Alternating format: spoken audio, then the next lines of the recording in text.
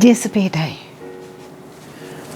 අපේ ජීවිතවල අපේ මේ ලස්සන තියෙන්නේ ඉතා තාවකාලික කාලයක් විතරයි.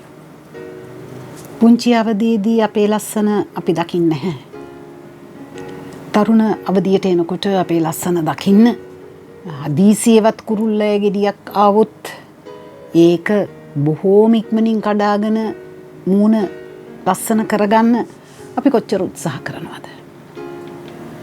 මොන තරම් ලස්සන වුණත් මේ යුගයේ මගුල් ගෙදරක් එන්නකො බලන්න. මොකද වෙන්නේ?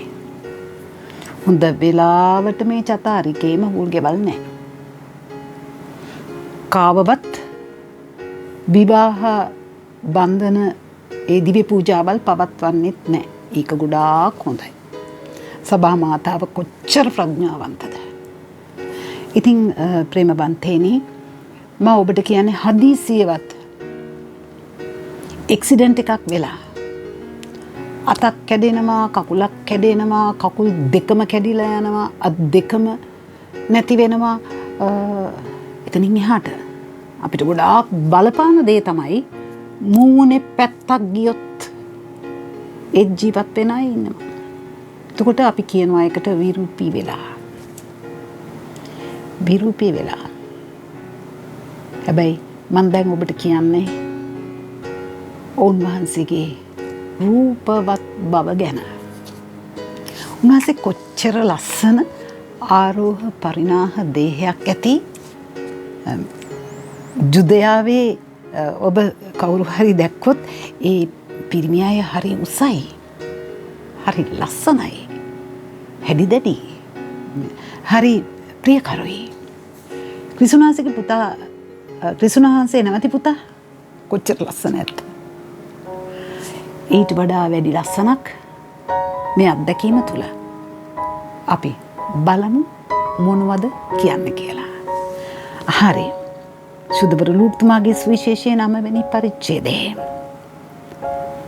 28 සිට මේ වචන පවසා 8 දිනකට පමණ පසු උන්වහන්සේ පේදුරුද යෝහන්ද ජාකෝබ්ද කැඳවාගෙන යාඥා කරන පිණිස කන්දකට නැගුණුසේක.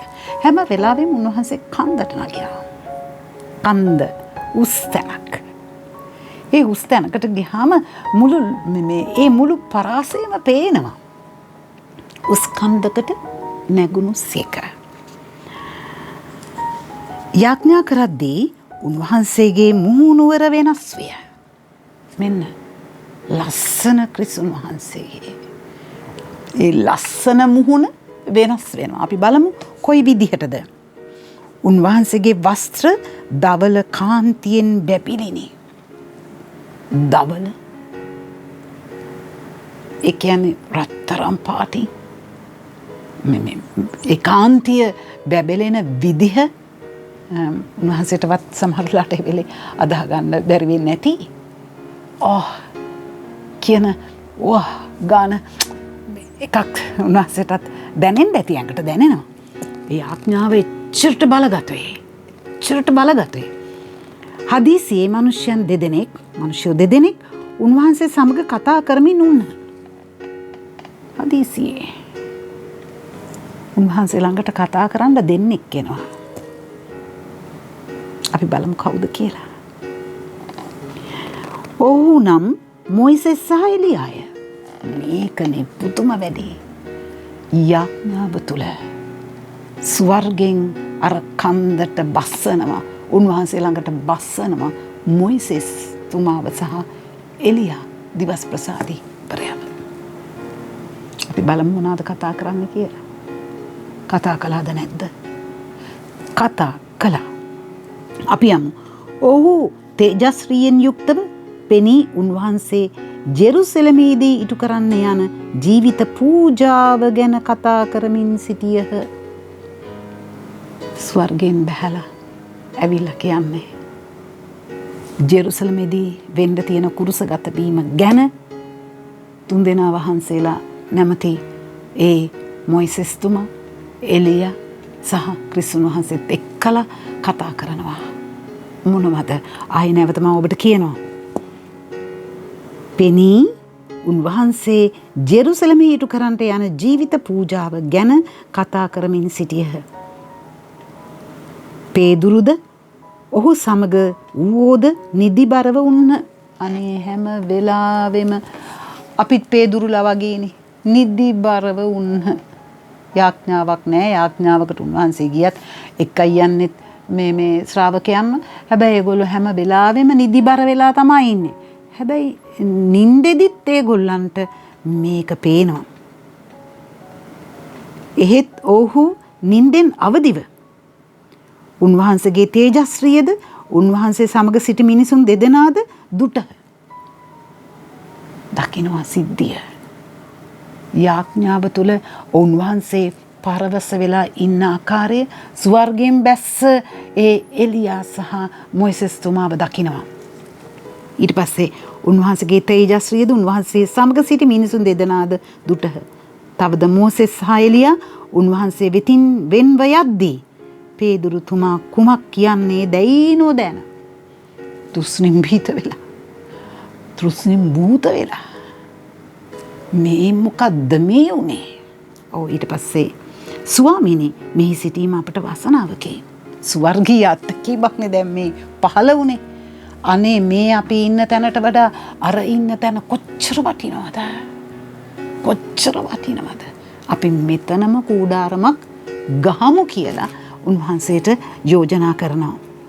මණ්ඩප 3ක් හාදමු. එකක් ඔබට, එකක් මොයිසෙස්ට, එකක් එලියාටයි කීය. ඔහු මේ කියද්දීම පේදුරු ගෝලයා ඒක කියද්දීම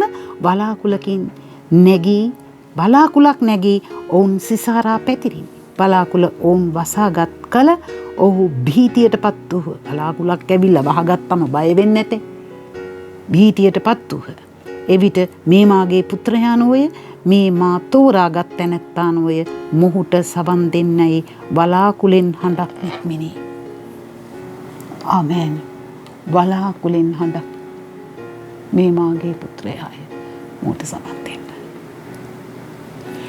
එලියයි මොයිසෙසුයි කතා කරන්නේ ජෙරුසලමේ විඳින්න තියෙන පූජාව ගැන. හැබැයි වහගත්තු වලාකුල කතා කරන්නේ ඒ වලාකුල කතා කරන්නේ දෙවියන් වහන්සේ. මේ මගේ පුතා, මේ පුතා කියන දේ ආන්න. මොයිසෙස් කියන්නේ ජනතාවක් පොරොන්දු දේශයට ගෙනිච්ච අය. ඒ විදිහට ජනතාව ගෙනියන්. එලියා කියන්නේ අහසට ඔසවා ගත්ත කෙනා. ක්‍රිස්තුන් වහන්සේට පණිවිඩය දීලා ඉවරයි. ඔබ මැරෙන්න ඕන. ඔබ පූජා වෙන්න ඕන. ඔබේ මරණය මේකයි. මේ මුළු මහත් විශ්වයේ ජනතාවම එළියට ගේන තැන එතනයි. එලියා වගේ මං ඔබව ඔසවා ගන්නවා. මෙනෙහි කරමු. ඒ ඔසවා ගැනීම මටත් ඔබටත් උරුමයි. චතාරිකේ මෙනෙහි කරමු. ජෙස් පීටයි.